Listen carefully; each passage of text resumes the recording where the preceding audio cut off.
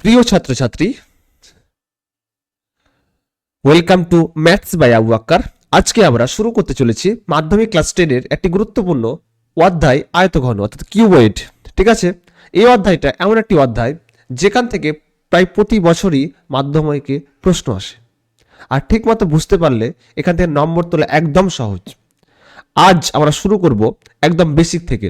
আয়তঘন কাকে বলে, কিভাবে চিত্র আঁকতে হয়, সব সূত্র ধাপে ধাপে বুঝে নেব। প্রতিটি অঙ্ক কোষে সলভ করব, আর শেষে আলোচনা করব মাধ্যমিক প্রিভিয়াস ইয়ারের প্রশ্নগুলো। এই সিরিজটি শেষ করলে একদম পরীক্ষায় আত্মবিশ্বাস থাকবে আর ভালো নম্বর পাওয়া একদম সম্ভব। তাহলে আর দেরি কেন, তো চলো শুরু করি তাহলে, নাকি? কোষে দেখি 4 অর্থাৎ আয়তঘন। তো আজকে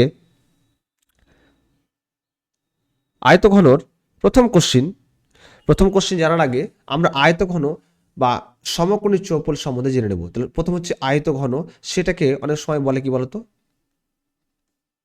সমকোণী চৌপল বলে, বা কি বলে অনেক সময় সমকোণী চৌপল বলে। মনে থাকবে, সমকোণী চৌপল দিয়ে যদি অঙ্ক থাকে তাহলে ভেবে নিতে ওটা আয়তঘন। ঠিক আছে, বুঝতে পেরেছ? তাহলে 6টি আয়তাকার এবং পরস্পর লম্ব সমতল দ্বারা বেষ্টিত ঘনবস্তুকে কি বলা হয়? সমকোণী চৌপল। ঠিক আছে, মনে থাকবে 6টি আয়তাকার এবং পরস্পর লম্ব সমতল দ্বারা বেষ্টিত ঘনবস্তুকে কি বলে? সমকোণী চৌপল। বুঝতে পেরেছ? তো সমকোণী চৌপলের প্রথমত হচ্ছে আমরা কয়েকটি সূত্র জেনে নিব। সূত্র জানার আগে কয়েকটি বৈশিষ্ট্য জানা একদম ফরজ। ঠিক আছে, যে এর কৌণিক বিন্দুর সংখ্যা কটা, কৌণিক বিন্দুর সংখ্যা কয়টি? বিন্দুর সংখ্যা হচ্ছে কয়টি? 8টি। ঠিক আছে, মনে থাকবে। তাহলে কৌণিক বিন্দুর সংখ্যা হচ্ছে 8টি। দ্বিতীয়ত হচ্ছে মনে রাখতে হবে তল সংখ্যা কয় প্রকার? তল সংখ্যা হচ্ছে 6টি। 3 নম্বর হচ্ছে প্রান্তিকী বা ধার সংখ্যা। প্রান্তিকী বা ধার সংখ্যা কয়টি? ধার সংখ্যা হচ্ছে 12টি। মনে থাকবে। 4 নম্বর হচ্ছে কর্ণ সংখ্যা কয়টি? কর্ণ সংখ্যা, তাহলে কর্ণ কটি? কর্ণ সংখ্যা হচ্ছে 4টি। ঠিক আছে, তাহলে প্রতিটি তলটা কি কেমন বলতো? প্রতিটি তল হচ্ছে আয়তাকার, তাহলে প্রতিটি তল হচ্ছে আয়তাকার। বুঝতে পেরেছ? তাহলে সমকোণী চৌপলের বৈশিষ্ট্য জানলাম। এবার সমকোণী চৌপলের আমরা সূত্র জেনে নেব। তাহলে সমকোণী চৌপলের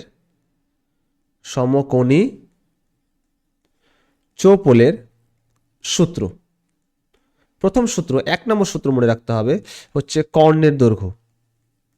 কর্ণের দৈর্ঘ্য হচ্ছে √ দৈর্ঘ্য স্কোয়ার প্লাস প্রস্থ স্কোয়ার প্লাস কি বলতো? উচ্চতা স্কোয়ার। তাহলে দৈর্ঘ্য তার স্কোয়ার প্লাস প্রস্থ তার স্কোয়ার প্লাস উচ্চতা তার স্কোয়ার। ঠিক আছে, বুঝতে পেরেছ? তাহলে প্রথম হচ্ছে কর্ণের সূত্র হলো হচ্ছে √ দৈর্ঘ্য স্কোয়ার প্লাস প্রস্থ স্কোয়ার প্লাস কি বলতো? উচ্চতা স্কোয়ার। দ্বিতীয়ত হচ্ছে সমগ্র তলের ক্ষেত্রফল। সমগ্র তলের ক্ষেত্রফল, সমগ্র তলের ক্ষেত্রফল সূত্র কি? 2 ইন্টু দৈর্ঘ্য ইন্টু প্রস্থ ইন্টু উচ্চতা এবং প্লাস দৈর্ঘ্য ইন্টু উচ্চতা। ঠিক আছে, দৈর্ঘ্য ইন্টু প্রস্থ প্লাস প্রস্থ ইন্টু উচ্চতা, তাহলে প্রস্থ ইন্টু উচ্চতা প্লাস উচ্চতা ইন্টু দৈর্ঘ্য, উচ্চতা ইন্টু দৈর্ঘ্য। ঠিক আছে, তাহলে 2 ইন্টু দৈর্ঘ্য ইন্টু প্রস্থ প্লাস প্রস্থ ইন্টু উচ্চতা ইন্টু দৈর্ঘ্য। এবার 3 নম্বর সূত্র মনে রাখতে হবে আয়তন বা ঘনফল। আয়তন বা ঘনফল কত? তো ঘনফল হচ্ছে দৈর্ঘ্য ইন্টু প্রস্থ ইন্টু উচ্চতা, তাহলে দৈর্ঘ্য ইন্টু প্রস্থ ইন্টু কি বলতো? উচ্চতা। মনে থাকবে, মানে আমরা আয়তঘন বা সমকোণী চৌপলের দুটো জিনিস শিখতে পারবো। একটা হচ্ছে আয়তঘন বা সমকোণী চৌপল, দ্বিতীয়ত হচ্ছে ঘনক। এটা কিউবয়েড, এটা কিউব। ঠিক আছে, এবার আমরা আয়তঘন জানলাম, এর পরবর্তী নেক্সট আমরা জানতে হবে ঘনক, তারপর আমরা অঙ্কতে আসবো। ঠিক আছে, আগে বেসিকটা আগে ক্লিয়ার করে নিই, কারণ সূত্র থেকে আমরা অঙ্কগুলো করবো, কিন্তু প্রত্যেকটা অঙ্ক কিন্তু সূত্র থেকেই হবে, বুঝতে পেরেছো? দ্বিতীয়ত হচ্ছে আমরা জানবো ঘনক।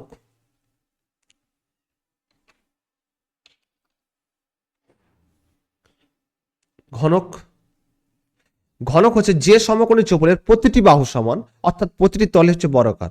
মনে রাখতে হবে, যে সমকোণী চৌপলের প্রতিটি বাহুই সমান এবং প্রতিটি তলে কি বর্গাকার, তাকে বলা হয় ঘনক বা কিউব বলা হয়। ঠিক আছে, তাহলে সূত্র হচ্ছে,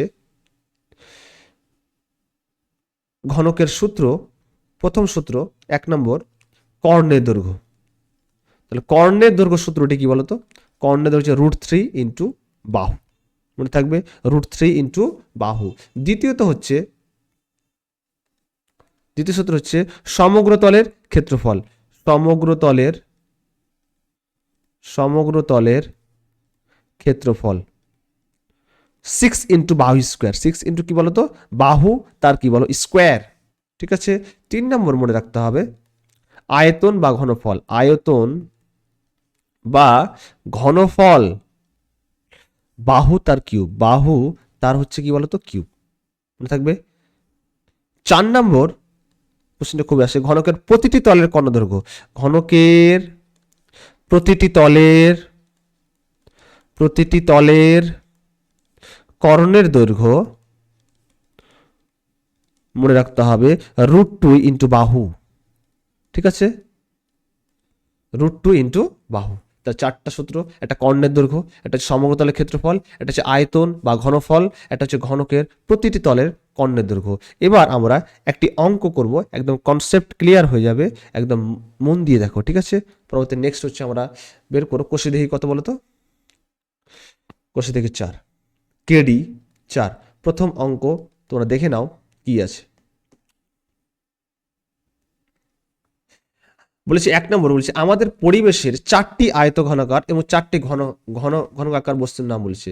আমাদের পরিবেশের আমাদের পরিবেশের আমাদের পরিবেশের 4টি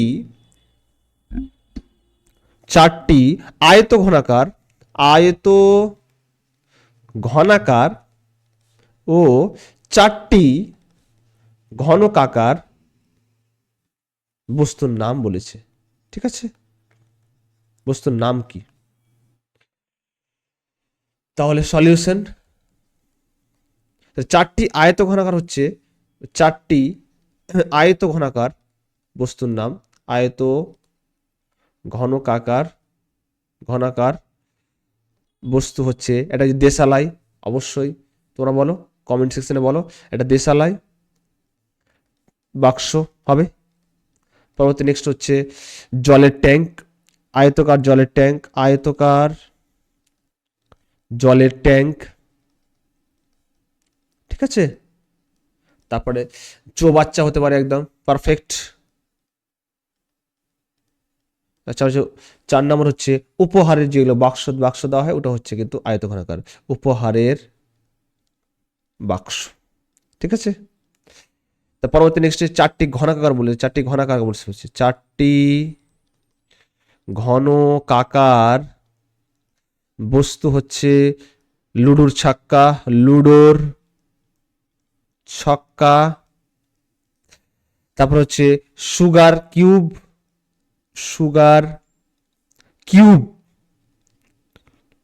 তারপর হচ্ছে ঘনকাকার পেপার।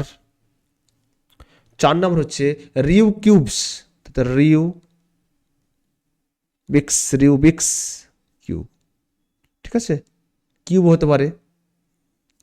4টি ঘনকাকার বস্তু বলে দিলাম। ওকে, পরবর্তী নেক্সট হচ্ছে কোশ্চেন। পরবর্তী নেক্সট কোশ্চেন কি আছে তোমাদের বলো? 2 নম্বর কোশ্চেন, একটা চিত্র দেওয়া আছে না?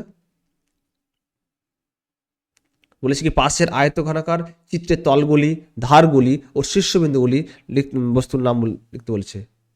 তাহলে আগে চিত্রটা অঙ্কন করতে হয় পারফেক্ট ভাবে। চিত্র তো খুব সুন্দর করে তোমরা অবশ্যই আঁকতে পারো, স্টাইলে, তোমার স্টাইলে সুন্দর হয়। ঠিক আছে,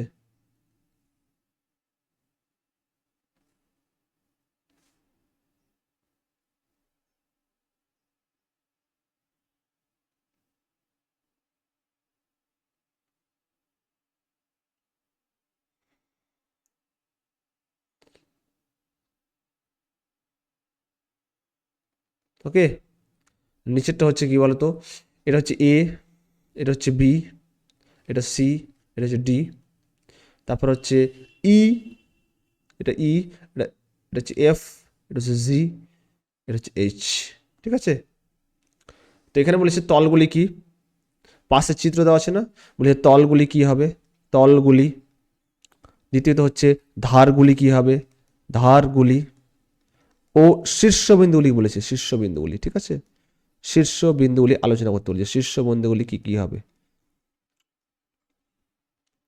তো সলিউশন, প্রথম হচ্ছে তলগুলি বললাম, সমকোণী চৌপল বা আয়তঘনাকারের কত বললাম, চল হচ্ছে 6টি, তলগুলি 6টি, তল হচ্ছে 6টি।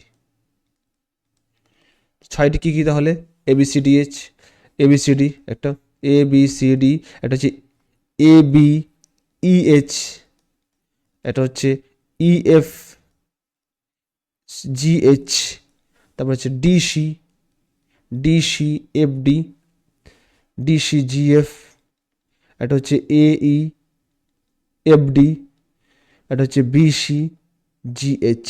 ঠিক আছে, ABCD, ABCD একটা, এটা হচ্ছে ABEH,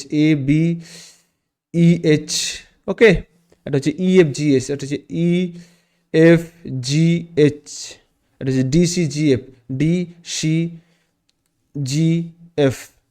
আর এটা হচ্ছে AEFD, AEFD, এটা হচ্ছে BCGH। ওকে, ধার কয়টি, ধার হচ্ছে 12টি। ঠিক আছে, এটা ABCD, এটা AB, এটা CD, এটা হচ্ছে AD, এটা হচ্ছে BC, ABCD, ADBC, তারপর লিখছি AB, এটা CD, এটা FG, দেখে নাও, এটা EH, এটা AD, BC, EF, GH, AE, DF, CG, এটা BEH। কটা হচ্ছে 1 2 3 4 5 6 7 8 9 10 11 12। ঠিক আছে, এবার শীর্ষবিন্দু কয়টি, তাহলে শীর্ষবিন্দু হচ্ছে 8টি, তাহলে শীর্ষবিন্দু হচ্ছে 8টি, তাহলে ABCDEFGH। ঠিক আছে, তাহলে A, B, C, D, E, F, G, H। সবাই বুঝতে পারছো, বলো, রেসপন্স করো।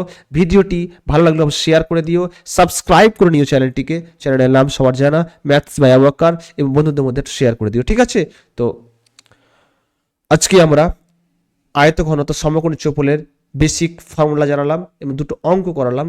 বাড়িতে ফর্মুলাগুলো মুখস্থ করো, রিভিশন করে এসো, পরবর্তী নেক্সট ক্লাসে আমরা অঙ্কগুলো সমাধান করব, এবং বাড়িতে বিশেষ করে প্র্যাকটিস করো, কারণ সামনে এক্সাম, মাধ্যমিক, তোমাকে একদম 0 থেকে হিরো হতে হবে।